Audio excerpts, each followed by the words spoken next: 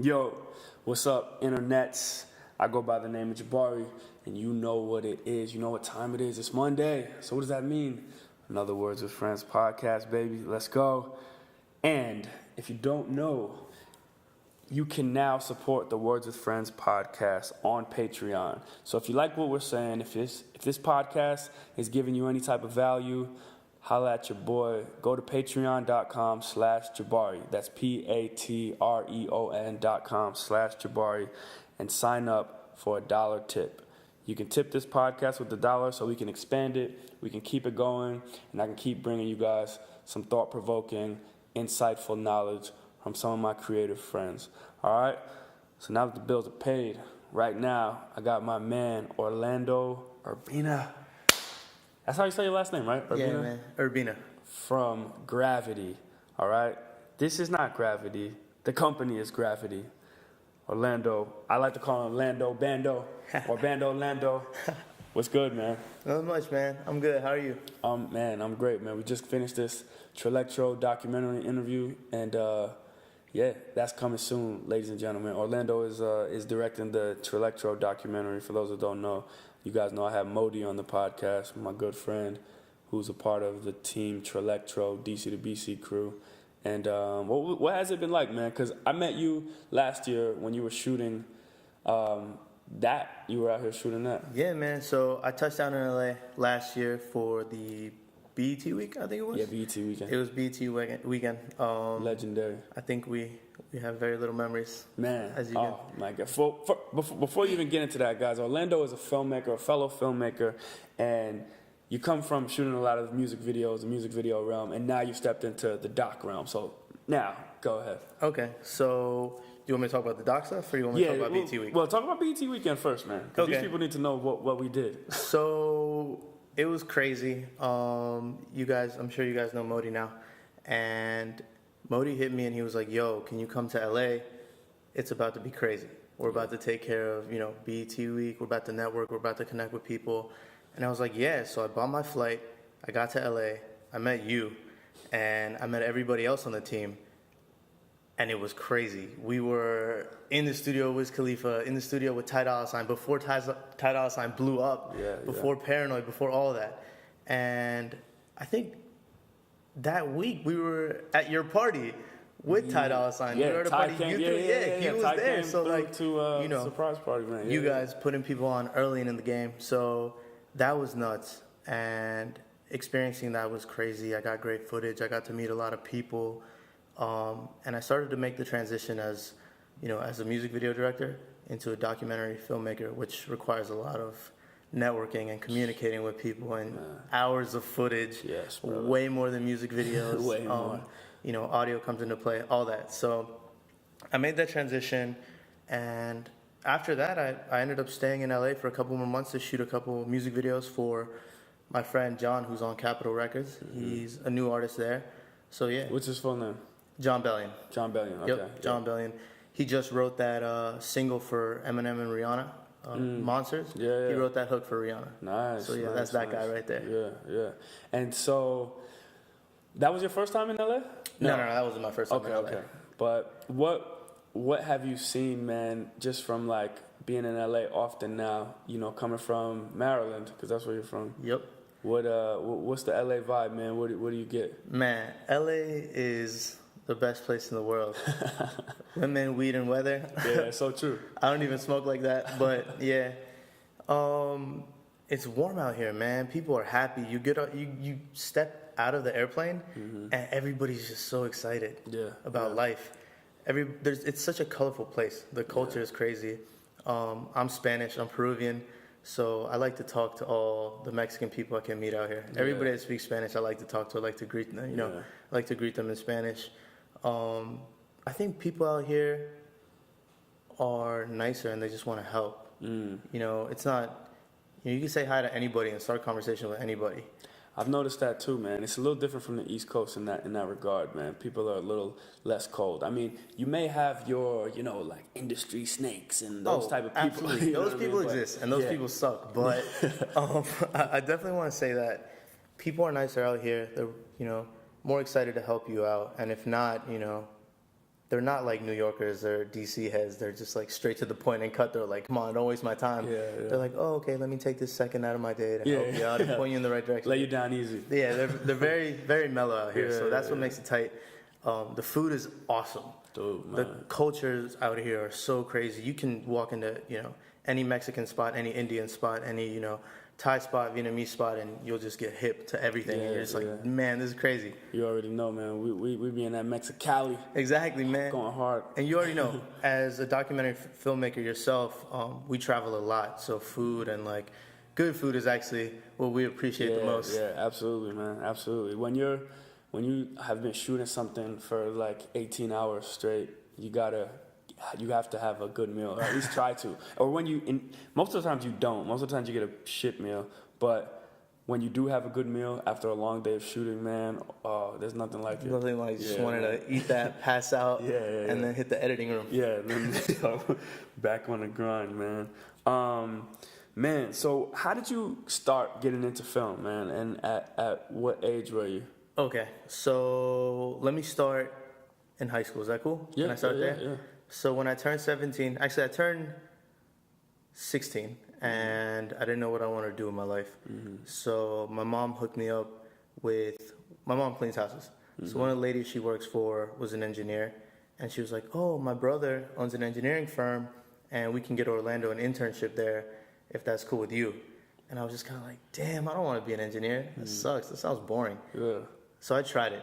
I got my first job at 16 as an engineer, and I worked there for 3 years actually. Worked there till I was 19. And after my first year, I met this really cool guy named G, and he put me on the cameras and changed my whole life. He handed me his camera. He let me borrow it for a week. He was really into street cars and stuff like that. He would build his own cars. And at the same time, in the evenings, I was working at Papa John's. I was a delivery driver. So I made the decision to work that whole summer. I was probably working like 16-hour days, yo. You're 17 at the time? I was 16 at the time. Bro, 16, 17 17, 18 for me. I was Papa John's delivery driver too. What? Yeah, it was one of my favorite jobs. It's the best job ever. Yo, thank you. It's the best job ever. It's the only job that I, like, quote unquote normal job, right, that I've had. Because after that, I pretty much didn't have a regular job after that. But that was my last sort of like real job.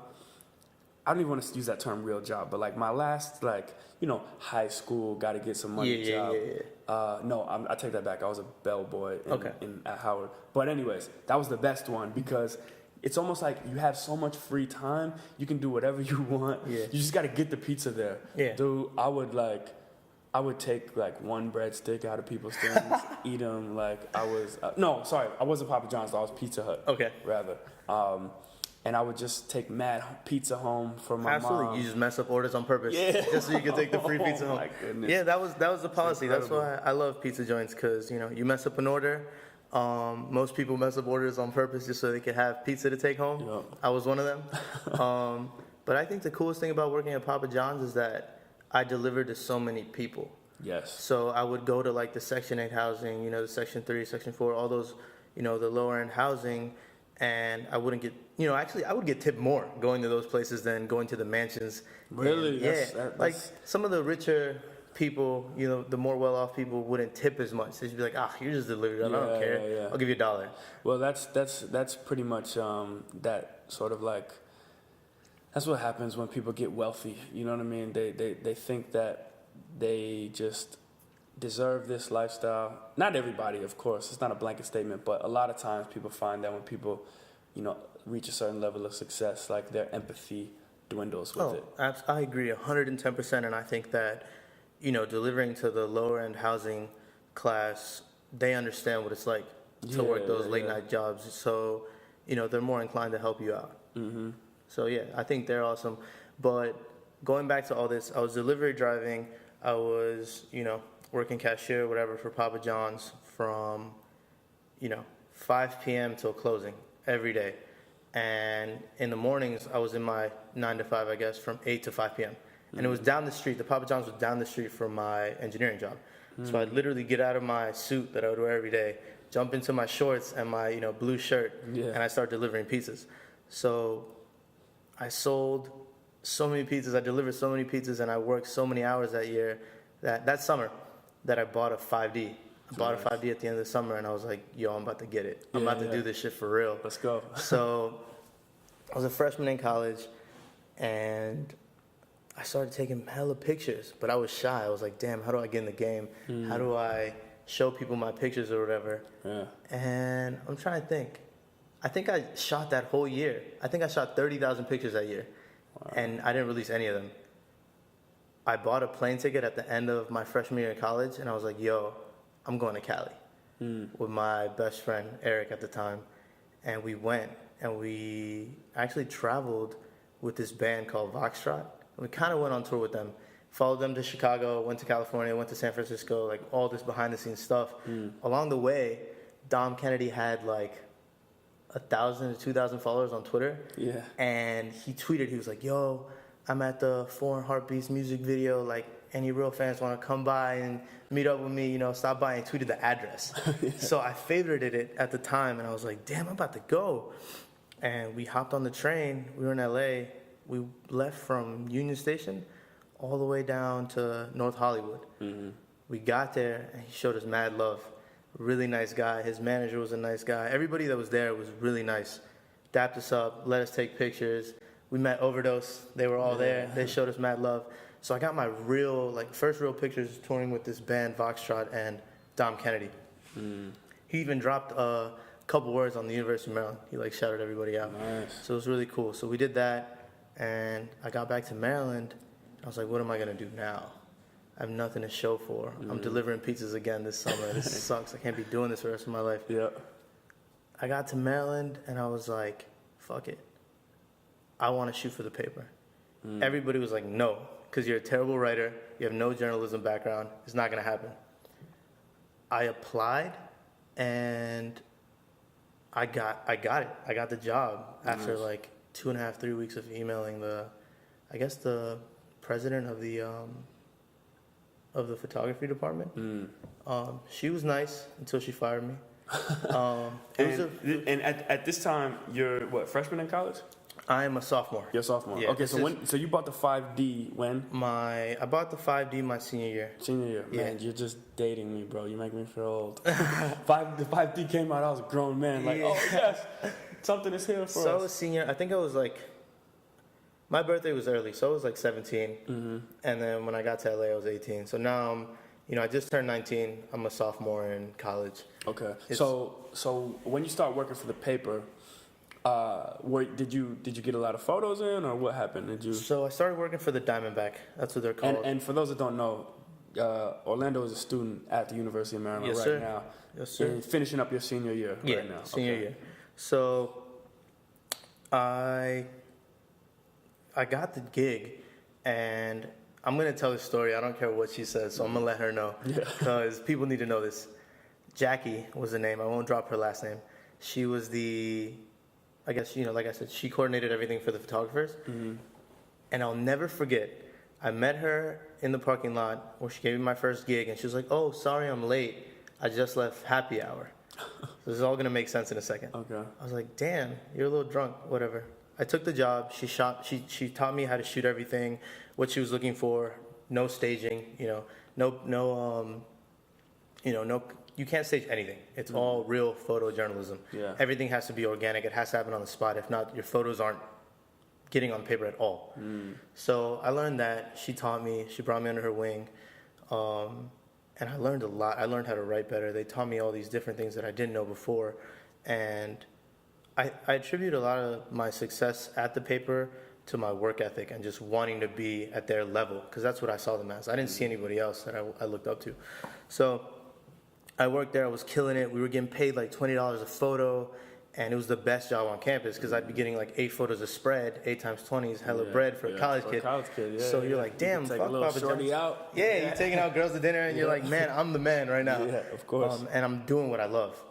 So everything is cool, and the end of semester is near, and Maryland has this blackout game where all the football players black out, all the fans black out, everyone's wearing all black everything. All the Terps are wearing all black everything. And I didn't have class that Friday. So I woke up and I went to go drink early in the morning with my friends. I had 2 beers and I played FIFA for like 8 hours. Yeah. So from 11 to like 6, 7 p.m., I was playing FIFA. I literally only had 2 beers. I got to the blackout game, and she asked me what I was doing. I was like, oh, you know, I had a beer with a friend, played some FIFA. She literally looked at me and didn't say a word after that. I was like, okay, something's wrong. I shot the game. I got some really good pictures, and it was Friday. So come Sunday, we always had to turn in our photos that day. Come Sunday, she didn't ask me to like come into the office. She was like, I just want to talk to you. I talked to her, and she fired me. Wow. And I was like, Because you had 2 beers. Yeah. I was like, why'd you fire me? She was like, you were drinking before a game. It's unacceptable.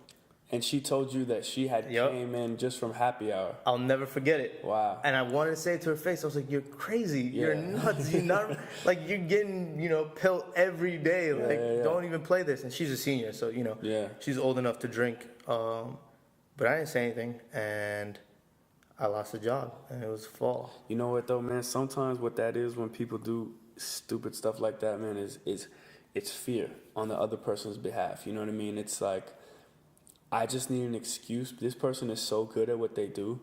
I need an excuse to get them out of here so I don't feel like my job is threatened. Yeah. And what people really need to realize is that a lot of times, no, all the time, you should always be working with and hiring people that are better than you, people that can do the job better than you, people that you can learn from, people that inspire you, because that's how you get better and that's how you stay great. You know, Absolutely. So, I agree. Jackie, damn. Yeah, Jackie, I'm gonna remember you forever for that one. But yeah, that hurt. I never gotten fired. Yeah. So I was like, damn, my mom's gonna be disappointed. She's gonna be like, you failed me. You know, Spanish mothers are crazy. Mijo, you know. So I was down, but it was winter break. So I was like, fuck it. I went home, I visited my homies, and then spring started up again. I moved back into the dorm rooms. This is my second semester sophomore year, and I didn't know what I was going to do. I didn't have a job. I was taking classes. My schedule wasn't as busy because when you work for the paper, you have no time to breathe. You're at every single event on campus, shooting everything. You're meeting everybody. So here I am. I'm going to class. I got nothing to do after class. It's like, fuck, life sucks. The weekend I moved in, my good friends from high school were like, yo, we're going to this beat clash this Saturday. It was the same day I moved in. And I wasn't doing anything, and it wasn't until that night that I saw the flyer on my desk. None of my roommates had moved into my dorm room. So I said, hey, why not? I'm going to go. I went, and I missed my homie's performance by like 20 minutes, but I brought my camera. This one kid named Abel was rapping, and I took his picture. I thought he was a pretty good rapper. He was freestyling. And then this group called The Official at the time consisted of these 2 kids, Arjun and Owen. And I'll never forget seeing this Indian kid. His name is Arjun. I was like, damn, there's no way this kid makes beats. Super nerdy, had glasses on, perfect, you know, classic buzz cut, you know, all these things. I was like, this kid's a nerd. No way he makes beats. He dropped this one beat with this crazy ass sample, changed my life. Had to take pictures of the kid. And I didn't know any of them. I just remember Abel's Twitter name. He was like, I'm Abel301 on Twitter or something like that. Abel Battery or something like that. Found the kid, found his email, shot him the email with the pictures, and he connected it to his producers, which are those guys there. They were Logic's in-house producers at the time. So that's how I got involved with Logic. Oh, okay. So for those that don't know, Logic is a Maryland-based rapper. He was on the XXL freshman cover last year. He's also signed to Def Jam. And your videos were literally how I got introduced to Logic. So you started, at this time you're shooting photos. And you know what, one thing I also want to mention though too, man, is like, yo, just hearing your story and even knowing that, I didn't even know you, when I met you, I didn't even know that you were in college, you know, and it's so dope because it reminds me of myself when I was in school, man. I was on the grind so much. You ask anybody at Howard that knew me at that time, was that it was cool because I was learning about advertising, but I was just using everything that I learned. That's what my major was. I was using everything that I learned on my own work. So I was learning how to advertise myself and my videos and all the work that I was doing. I was just learning how to get that to the masses. And I I knew what I wanted to do while I was in college, and I think that is something that was just so invaluable to me at that time, man, because it's like everything that I'm doing now is just what I was doing in college and what I was doing when I was a kid, just on a bigger level, you know what I mean? So that is kind of the same as you, I see, man, where like, you know, you're in school, but even the way you handle yourself, you don't think that like, you know, we're all, you know, older than you. I mean, not that much older than you. We're all in our 20s, but, you know, we're all significantly older than you and have been like out of school for a minute, you know, sort of, you know, living this entrepreneurial life. But when we work with you and when we see you, it's not even like you're different. You know what I mean? You're just like, you know how to handle yourself. You just fall right in the mix with everybody, man. And I think that is hats off to you for that, man. I mean, dude, I appreciate that. Like, I knew about you. I had seen your interviews, and when we met, it didn't click because, you know, we partied that night. The night we met, we partied, and I was shooting video, and then I remember waking up. We all, you know, we all crashed at the same spot. Woke up, and I was just like, I texted my friend. I was like, oh, man, I'm with Jabari. I'm with Modi. And my friend was like, Jabari? The guy, you know, Macklemore was popping off at the time. And he was like, that's the guy that did, you know, I was like, no way, like that can't be him. I remember like looking you up on YouTube, and there you were. Meanwhile, you're over there, you know, sitting on the couch. Faded. Yeah. Like, passed out. So, you know, for me, it was an honor for me to be able to play on the level that you guys are on. Thank you, man. Because, you know, I am younger, but I do respect you guys for paving the way for us young filmmakers to get out there and get it. I mean, I love seeing it, man.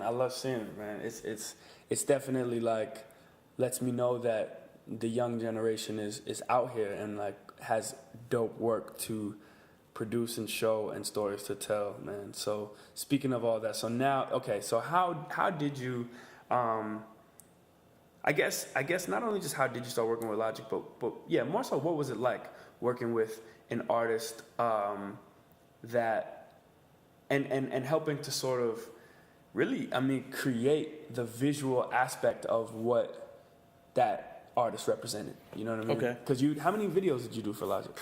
Probably like, I would say we're up there.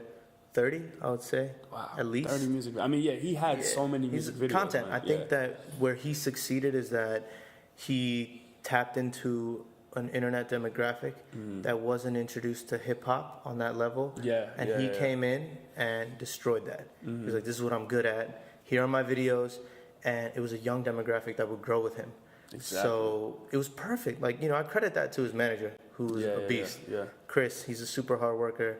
You know, athletes are always like, you know, beasts at everything that they do. So Chris, soccer player. So I would say that we started working out in college. We started working out all these videos, and I'll never forget the day I met him because he was at a video shoot. Okay. And I was on my way to, actually, I was on my way to my last assignment for the Diamondback. I don't know what, I think I was turning in my photo pass and credentials and all this, whatever. And I literally, like, walked in, met him, and this guy was in the zone. Like, he didn't even acknowledge me. He was like... Now, he was going to school at UMD? No. He didn't go to UMD. I think he dropped out in high school. Okay. So he was in the zone, knew everybody.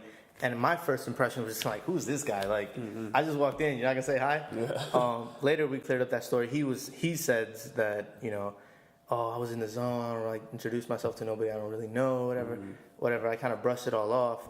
We connected. I shot some pictures. I didn't even email him. He called me, and he was so persistent. And he was like, yo, I want those photos. Like, send me them with no tags or whatever. Like, this is one of our first phone calls. And I was like, nah, bro. I'm not going to send anything over without a tag. And I even consulted one of my really good friends, Brian Fresco. I don't know if you've heard of him. He's a photographer from the area. I don't think goes by Go Fresco. Shout out to Brian. Oh, yeah, I know that. Okay, I've seen that name before. Shout out to Brian, best photographer in the area. Okay. One of my close friends. He taught me a lot of things that I know. So I consulted him. I was like, yo, man, this guy's nuts. He wants me to send him photos without tags. You know what that means to me? Like, give me free work. Like, I can't be doing this shit. And Brian was like, don't do it, dog. Like, you know, yada, yada. I eventually ended up talking to Logic, and I was like, look, man, I'm going to send you these. I'm not getting paid for this. So I want my tag on it. Point blank, period. And he was like, okay. We came to an agreement. Didn't talk for a few days. He got the photos. He loved them. And I think at the end of the week, he sent me his first project. It wasn't finished, but it had like 20-some tracks on it. It was titled Young Sinatra. And I was like, damn. I remember he gave me the CD. I played it. And I was like, yo, this kid has potential. Like, I'd heard a lot of music. And, you know, at that point, I didn't know how he was going to get marketed because he didn't have a manager. He had nothing. I had that project, and I played it for my friends, and they're like, yo, this kid's really good. That's one of my favorite projects, by the way, Young Sinatra. And, yeah, we started shooting videos for fun. We were just kind of like, oh, let's go shoot this. He just liked your photos so much that he was like, hey, you want to shoot some videos? I think he was more impressed at the quality level. I don't think he saw, like, other kids my age delivering that quality level. And, like, I guess staying up all night, killing shit. Like, that's what I was into. I didn't want to put anything out unless I thought it was tight. You know, I spent a lot of time on Nike Talk when I was younger because I was a big sneakerhead. Then we are. And, come on, man. So I was on Nike, man, J23 ball. So there you go. Like, use your name. You know, I paid a lot of attention to all these guys who really cared about the aesthetic, about the design, about the streetwear, about the clothes. Like, I was there when the hundreds first started, when they were doing the blog posts, and it meant the world. Like, you had to check every day. So I cared that much about everything that I did into my photography, into my work. So I did all these things. We shot all these videos.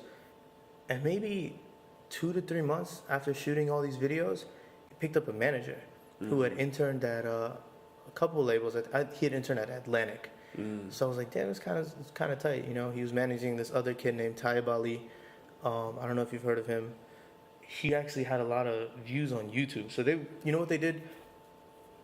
Chris was really good at the whole internet thing. Yeah, because I noticed that, like, kind of in a similar vein as TDE, like, all of his stuff is on the Visionary channel. Yeah. You know what I mean? Trying to exactly, bump out. but they're like the internet type. And they murdered that. So I remember Chris came down from New York and he was just like, yo, guys, I'm going to get this video and, you know, I'm going to put it up on my channel, the Visionary channel, and I'm going to do X amount of views. I was like, no way, whatever, who's this guy?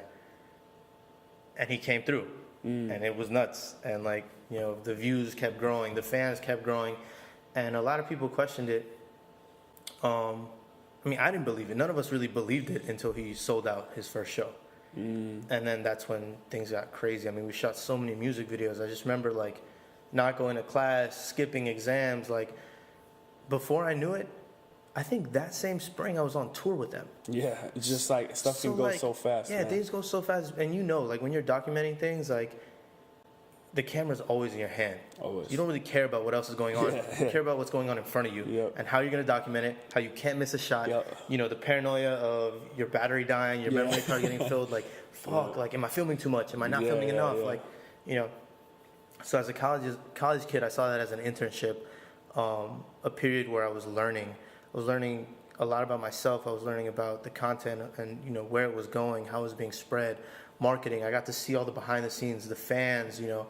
Dog, fans were so crazy, they'd bring me food. Like, I would be like, I'd tweet, like, yo, I need a Chipotle gift card. And I'd leave the show with, like, 3.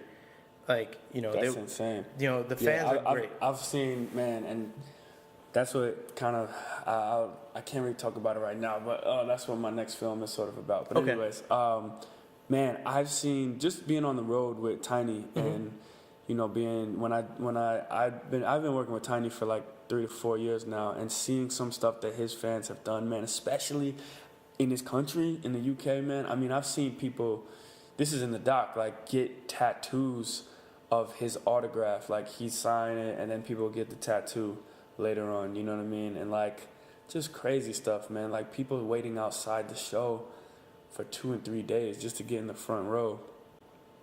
It's like some of the extravagant messages and gifts and things that I would see, man, I'll just be like, and then it was to the point where, like you said, people know me. It's like, I'm just filming this stuff. You're famous, dog. You got like early Justin Bieber interviews, man. You're famous. Like, but it was crazy, man. Oh, you're verified on Twitter. I'm trying to be on that level.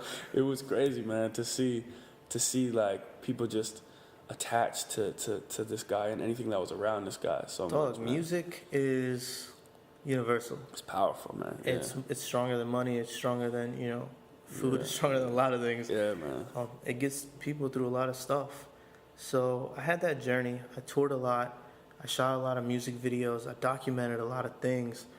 I saw a lot, and it, before I knew it, I remember we took a break one time, and it was my last spring semester at Maryland as a junior now. Mm-hmm. And I was working on Logic's next music video, and we put it out. It's called The Spotlight. Yeah, I remember that. And I'll never Yeah. forget it because I remember Chris calling me and saying, "Yo, we got a deal on the table." I was like, "Shut up." And he was like, "Guess who just like watched your video?" He was like, "No ID, really likes your video." Wow. And I was like, "What?" Like, he was like, "No ID, like Kanye's mentor, like Yeah, this guy I've heard on Last Call, all these Yeah, tracks." yeah, I'm just like, "What?" Like Yeah. that's crazy. Like I couldn't even process it. I was so into like the hustle, the drive, like wanting to kill the next video after that, that I took it and I ran with it, and I was like, "Damn, this is motivational." Before I even shot the next video, we were in New York, and Logic signed to Def Jam. Wow. And this was a year before all that came out. Yeah. So like, just kind of like Wiz signed a year before. Yeah, people didn't know. Yeah, that people didn't know. Was signed to So, Atlantic. It's not like the label did anything crazy. They gave him the advance money. He got a better spot. He was able to be in a better place to create better music for himself. Even on his, the project that came out after whatever project it was at the time, he didn't have any crazy features or anything. It was all him. So he got signed, and things changed. People think you're famous now. People are like, oh, you my and your goodness. team, like Yeah, you got yeah. money now, like you guys are eating. Yeah. But it's not like that. It's like you have to pay that back. Exactly. So people don't get that, but perception is everything. Yep, man. I mean, perception could work in two ways, man. I mean, I know myself. I try to be as honest as possible, but I use the fake it till you make it thing, not for necessarily like public, but I use it in like I've used it a lot in business settings. So if I'm like trying to convince somebody to let me shoot something or give me a budget or something like that, I'm faking it till I make it. In terms of like they're gonna think that You're on this level. I am on this certain level. I am a certain, you know what I mean? You need this much yeah, money, Yeah, like- you know what I mean? I need this much. And, now I have risen in the ranks a bit to the point where now I'm like, everything credible. it's credible. But boy, when I was on the come up, man. Oh, my you gotta God. hustle. You I gotta was get it. lying, just lying out my teeth to Yeah. get money to shoot stuff. Oh, it's- and it worked, you know what I mean? But it was more than just lying. It was just like I have to show I would spend, dude, when I made my tiny doc, I literally took, like, I was working at Capitol, and I spent like $800 of my own dollars to shoot a teaser, a 10-minute doc, so I can show it to Tiny's manager, and Tiny and be like, hey guys, look at this. I spent all this time and energy and money to do this. Let me come on tour with you guys and let me try to make a bigger one. And they were like, whoa. Like, and then I had the whole presentation, man. Like, I had like a 25-page proposal with all the budget outlined and everything, graphics, all that stuff I paid for myself. And it was like, man, that convinced them. You know what I mean? It was that literally they were like, yo, this dude, no matter what, he has never done any type of feature before. This guy has only done YouTube videos, but like, whatever, man. Like, Yeah, I mean- we're going with him. One thing you have to understand is that people aren't going to believe you unless you really believe in yourself. Absolutely, man. You have to convince yourself. You have to get to that level of confidence to believe that you are Jabari. Yeah. I am Orlando. Yeah. I run Gravity, and Yeah. this is what it is. This is Like, what it is. if people can see that confidence in your eyes and you present it all well, then they're going to trust you because, you're willing to execute your work on that level. Yeah, absolutely, man. So let's, speaking about that, man, and having a certain level to your work, man. One thing, as soon as I started watching your stuff, man, and after we met and just checked out your work, and now obviously I see all your stuff on social media. I love your aesthetic. You know what I mean? It's just very clean, sharp, just like kind of to the point. You know what I mean? Like it's just. How would you describe your creative style overall? Thank you. Believe it or not, I don't really watch movies. Really? I mean, that was Up until a couple months ago, I've watched movies. I'm not like, some lonely kid that never watched a movie in his life. I just wasn't really into film. I was more into being a photographer. Yeah. And capturing moments that people would be able to relive just by looking at the picture. So as far as my style goes, I really like simple and clean stuff, things that are very easy to look at, easy on the eyes. I'm a huge Apple fan. I love everything Apple does. Yeah. Quick story. I got into a car accident before I started working on the paper. I almost died. I was in the hospital for 2.5 weeks. My car was completely totaled. My rib cage was broken. My neck was, I could have snapped my neck. I was in the hospital for 2.5 weeks, and the Steve Jobs had passed away, and Steve Jobs had dropped that book, that memoir. Yeah, it's incredible. One of my favorite books. And I was in the hospital, and this is just when iBooks came out on the iPhone. I had nothing but like $20 in my bank account, and I bought it. I read the whole book. I was on morphine. I was on a bunch of drugs, but I read the entire book. Well, I was in there for 2 weeks, and it changed my life. It changed my way of thinking. And they put so much emphasis on making things clean, making things user-friendly, making things accessible, making things worth your while. I want that. I appreciate that. I want people to look at a GRVTY product, or look at a GRVTY visual, or look at a GRVTY photo that we, put out, and appreciate it and love it and be like, damn, this is clean, this is tight, I want this forever. And I don't want to give myself all the credit. I obviously built the company, but now we have 2 new team members. Actually, one of them I went to college with, and he was doing his own thing in college. He was similar to you. He was throwing parties, he was taking pictures, he was doing his own thing. He was a part of this group called Sneaker Cartel at school. They were doing a bunch of, things. The craziest thing about all this is that Marshall, that's his name, Marshall actually paid me for my first video ever. Wow. He hired me on campus to shoot a video for sneakers and donating them to like Nigeria or Haiti at the time. And he paid me $400 for my first video. I didn't know what the hell I was doing. Yeah. It was just like you. He came to me, he was like, yo man, I seen your stuff, I'm gonna do this, I'm gonna do that. And I think I'd only shot a video or 2 for Logic at the time. And he paid me $400 for a video, and I was like, yeah man, I know how to do this, I can do all this. Just say what you want and I'll do it. Yeah. I was YouTubing like crazy, trying to figure out how to edit, how to split videos, like audio, like all these things. So I learned all these things. He paid me, he was happy, we maintained that relationship. He was throwing hella parties. He was the man on campus, throwing hella parties. I was rarely going to any of them, but when I could, I would show love. Who would have thought that, 2-3 years later, he'd be on board on my team with me. And one guy I really want to talk about is Jake. Jake that's your other member of GRVTY. That's the other member of GRVTY who I had heard a lot about for a long time, but we never met. I met him after Marshall, but we started working together before Marshall. We started working together right after Logic got signed. So Jake is an artist, he's a creative, he's a screenwriter. That guy is a beast. He's young. He's 19. So I've been working with Jake since he was 17.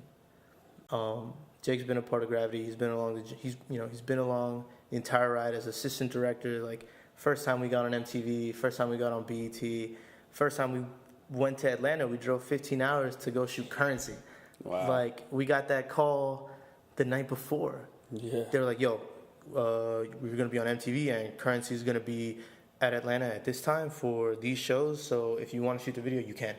If not, and we made it happen. We've never been to Atlanta, made permits, made the city give us permits in less than 24 hours. Really? For warehouses. And that's, like you said, when you're in the zone and you need to get something, oh man, no matter what, it's happening. I was on the phone with one of the ladies that had to approve our permit for like a huge warehouse space that was gonna have all these cars, all this smoke, all these women. Like that takes like a month to get approved. I was literally on the phone with her for 2.5 hours, where she literally was like, "If you can be in my office in the next 15 minutes, I will sign and dot your paperwork. I need you to bring $800." I didn't have the money. The producer didn't even give me the money. We got there, I had no money, and she just looked at me like, "Are you serious?" And I was like, "Look, I will bring you the money first thing in the morning.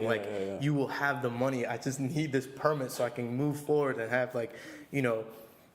This car magazine was involved. They brought all these cars for Spitta. Like, it was crazy. So, going back to Jake, he was a part of that. He missed his homecoming game. He's in high school doing all this crazy shit. Like, he was a part of the ride, and he worked so hard, making sure we were executing the shots we needed to execute. He loves organizing things. He plays a big role in keeping things clean and the design aesthetic. He designed our website. He drew the art that's on our long sleeves that just came out. He's very clean. That's when, dude, I'm literally like, the inside of my brain is just like filled with so much joy, because it's like to hear that young folks, man, are just on the grind, and that, I mean, it's like, I sound like the old head that used to be talking to me. Like, my OGs would be like, if I had the tools you had, man, you know what I mean? And that's how I feel like with you guys. It's like, yo, man, I mean, I used the internet to my advantage in high school and in college, but it's just a different beast now. Yeah, and absolutely. It's like, you can do anything right now Absolutely. you want to do. And people are wasting time, Orlando. People are wasting time on the internet, on Facebook and on Instagram. And not to say that I'm not on these things, but like, you can use the internet and use it for good, or you can just Waste your time. You can just waste your time. Yeah. You know what I mean? It's a double-edged sword. Like, my boy Marshall loves to say that. Yeah. He put me on. He's like, yo, everything in life, the internet's a double-edged sword. You can make it, and use it to your best abilities, or you can fuck yourself over. Yeah, man. Oh my goodness. So what? Okay, so you guys. Let's talk about the internet real quick. Yeah, let's keep talking about the internet. So, speaking of the internet, Jake was doing all of Logic's design work since he was like 12 and 13. Wow. This kid was on the internet, killing it. Dog, this kid was like, I think someone on Modi's team had emailed him and was like, yo, I need you to do a graphic. He's been doing graphic design his whole life. And, he wants to be a director when he grows up. He wants to be a screenwriter. So my goal is to help him to get him to that level. But he was doing all this graphic design, and I think a DC to BC interned him when he was like 12 or 13. He was like, yo, can you design our logo? He didn't know what the hell he was, So I don't even think he responded to the email. He showed it to me years later, and it's just crazy how we're all connected now. Yeah.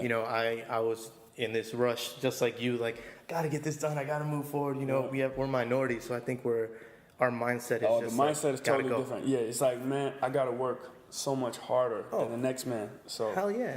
There's it's like team no sleep, even though you gotta sleep. But yeah, you gotta sleep. So going back to the internet, like, Jake was doing his thing, doing that. We linked up, we started shooting videos together. He put me on to like doing slow motion, close-up shots, the cinematic stuff. He's a movie guy. He knows everything about movies. And I also want to talk about Marshall, because Marshall is just such a smart guy. He likes to mindfuck you in every way possible. Everything he phrases, he runs a brand called Everything Good. He just, the wordplay, that guy's wordplay. Yeah. I mean, dog, his Twitter name is Word to Marsh. Like, his wordplay is crazy. So, he did his own thing. He was getting a lot of respect. He is getting a lot of respect in the streetwear game. People really wear his stuff. He sells out. It's cool seeing him grow. So after working so closely together, I was shooting a lot of, pictures and lookbooks and stuff for him. I was like, yo, do you want to be on board for GRVTY? Like, I want to take it to the next level. Yeah. And he was like, yeah, I'm down. So he was the guy that was like, yo, I want to use pop art on the long sleeves. Like, this is what we're about to do. Like, these colors aren't out yet. We want to do this. And I was like, damn, let's do that. Yeah. And I was like, what if we use 3 directors? Spike Jonze, Hype Williams, and Mark Romanek, are some of our favorite music video directors and movie directors. So, piece that all together, and we're like, yo, Jake, can you draw this? And Jake began in his zone. He just draws all this crazy stuff. It's super clean, mature art. And we put it together. We created a product. We sold out. Like, popped that on a t-shirt. And for those that don't know, this is the long sleeve. And what do you guys call it again? It's called the behind the scenes long sleeve. The behind the scenes long sleeves. Yeah. Because we are always behind the scenes. Yeah. Like, I think that's the coolest thing about our jobs. I mean, you're a celebrity, so it's different. But when you're the cameraman, when you're the director, you don't really get too much limelight.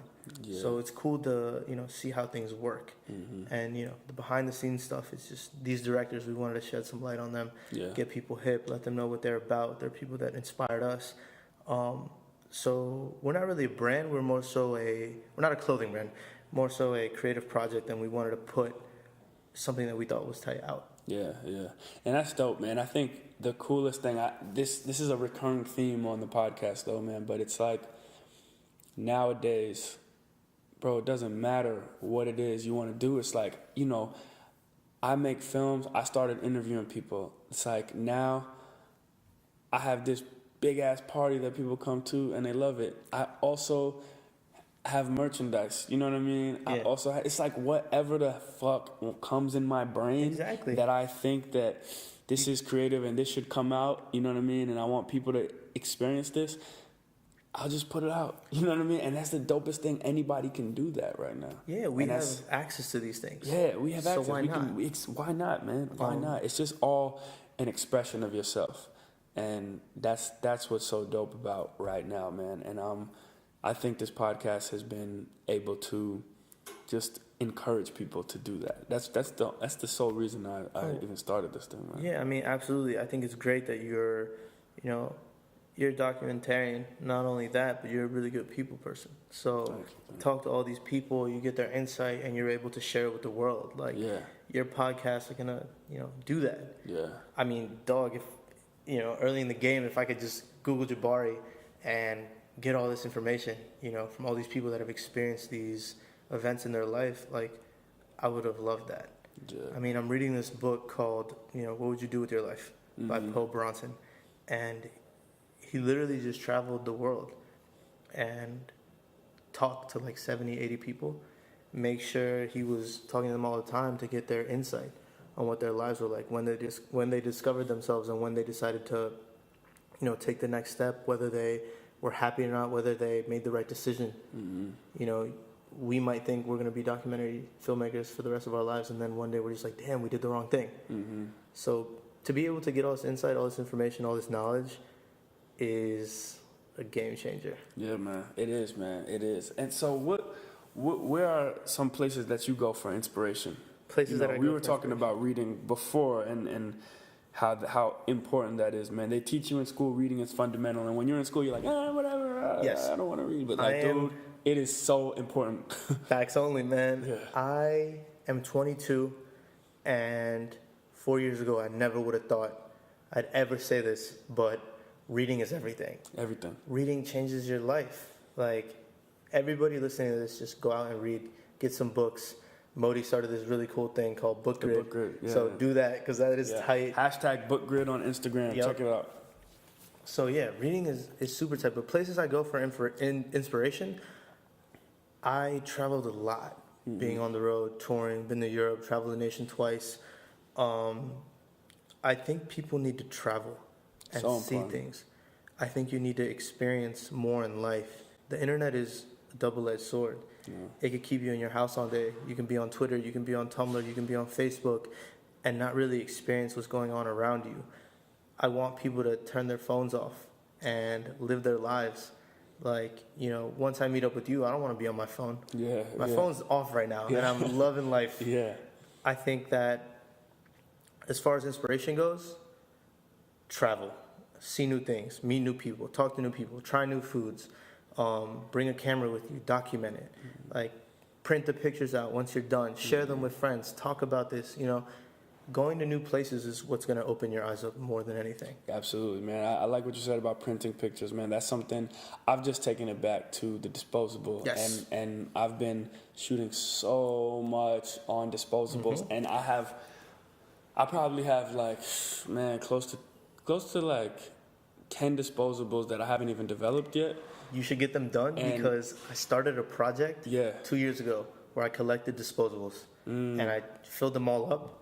I think I had over 30. Yeah. And I tried to get them all printed and I couldn't. CVS, like Walmart, You can do that at Target out there. No, well, on the East Coast, in Maryland, where I'm from, all those spots were closing down their photo centers. Oh, so, I know Target. There's a Target right here on La Brea that definitely still does it, or maybe last. I'm sure here because it's a big entertainment scene. Yeah. But they were closing all their photo centers. So on the last day ever, like, we went to Costco with Marshall. Me and my boy Marshall went to Costco and we developed all the photos. Yeah. And after 2 years, I was able to see like all these crazy ass photos that dope. you know you can't plan things when it's not digital. Yeah, exactly. And that's the thing too, man. It's like, you know, the spontaneity of it, but also it's like, it's one thing for you to take a photo of somebody and email it to them, and that's cool, man. But it's like, it's something when, like, I have a bunch of photos from my friends' birthdays and stuff like that. So to actually hand them these photos and say, hey, this is something that is like my little gift to you years later or months later, you know what I mean? And it's something physical, man. There's something about, and you know what I started learning about physical products, man, is when I started selling the mobbing hats. When I started selling the mobbing hats with me and Kevin for surprise party, I realized the importance. No, I'm sorry. When I started throwing a surprise party, that was when I realized just the importance of physical interaction with people, right? Yes. And taking stuff offline to a real place. And then when we came out with the hats, I was like, whoa, there are so many different ways you can affect people. Now you're affecting the way people look and feel about themselves. If they think they have a cool product on, they like the story that's coming behind the product, they like the people that put the product out. It's just like when they take a picture with that thing on, man, and all that stuff is running through their mind, it may not even all be running through their mind at once, but it's like there's a lot of those elements that I just said are things that are running through when you click purchase. So they're always there. And that experience and being able to give people that experience to me, I just got my feet wet in it. But man, I'm just like, it's another form of art to me. Absolutely. And it's like, man, the next item that I have dropping, I'm putting so much time into it. Like, when people wear your stuff, you're like, hey, that's me. Yeah, it's crazy. That's a piece of me. Yeah. That was in Illustrator one day. Yep. That was in mock-ups that was being sent to China or wherever your supplier is. And I spent months designing it, and now it's here and you have it. Like, at the end of the day, they made that conscious decision to put it on and wear your product and share it with everyone around them. So, like, it's a part of you which is connected to them. Yeah. And that's priceless. Like, same with disposables. Yeah. You hold that product, you're like, damn, I didn't even plan these photos. They all came out the way they did because that's what they are. Yeah. You know, I think the culture loses a lot of that because of the internet, because so many things are so accessible. Yeah. It kind of taints our experience. I suggest people to move, to go out and to live life. Yeah. That's what's going to help you decide what you want to do, what you, what's going to make you happy. If you're on the computer all day, wasting time, then it's pointless. Like, life is about moving and experiencing. Absolutely, man. Absolutely. So, where can people find out more about GRVTY, more about you, and just your work, man, and everything? Well, you guys can follow my personal Twitter account at Lando_Urb. That's LANDO_URB. You can follow our company account at GRVTY_. Why the name GRVTY too, by the way? When I was younger, I wanted to start a clothing brand. I was probably like 12, 13. I wanted to start a clothing brand called GRVTY because all my friends were moving away. So I wanted something that could hold us down, something that would keep us together, something that makes sure that we were everywhere. You just never saw us. Yeah. So that's the whole thing behind GRVTY. I like it, man. I took the vowels out because I think it was a cool thing to do back then. Yeah. So I kind of kept it and ran with it. I designed the logo in this is crazy. I designed the logo in, I'm blanking out. It's not a Photoshop program. I designed the logo in Paint? No. I designed the logo in Adobe. Damn, how can I forget? Illustrator? Acrobat? Dog, it's a video. It's one of the video programs. Premiere. No, the gray one. It's like a gray color. I don't know. Damn, how am I blanking out? Some video program. Well, whatever. Yeah. I designed it in Adobe. All right, I want to find out right now. Well, it doesn't matter. Right now. But anyways, I designed it in a video editing program. It was called Adobe something. I'm gonna hate myself for not knowing this because I edit. But I designed it in that when I was like 12 or 13. I put the shutters on there because I love natural light. And at the time, my bedroom had the natural light coming through, so I added shutters on the video logo. You can catch that. And fast forward now, we kind of tweaked it up. It's a lot cleaner, but it's been there since. I have the same file I made it on when I was like an 8th grade or a freshman in high school. Man, no excuse, man. No excuse. If you are a grown person and you're not doing what you want to be doing, change your life. Seriously, guys, change your life. Because, I mean, look, man, look at the stories that are out here. 12 years old, designing logos, and the company is still named that. You know what I mean? You're still pursuing your dreams, man. And there's just no excuse for grown people to not be doing what we want, man. Don't let responsibilities, don't let life, don't let these things get in the way of pursuing your dreams. It may make it harder.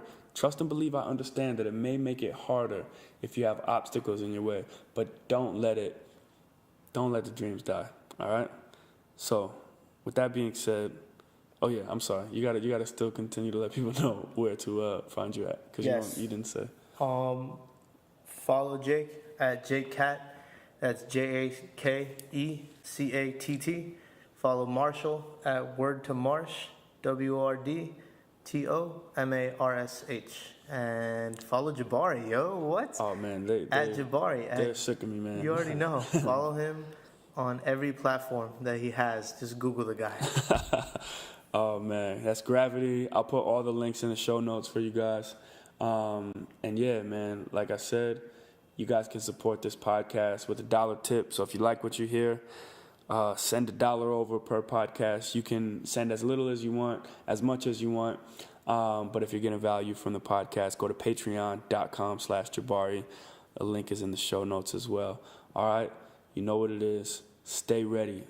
Again, stay ready. I'm so serious when I say this. Stay ready so you don't have to get ready. It's Words with Friends.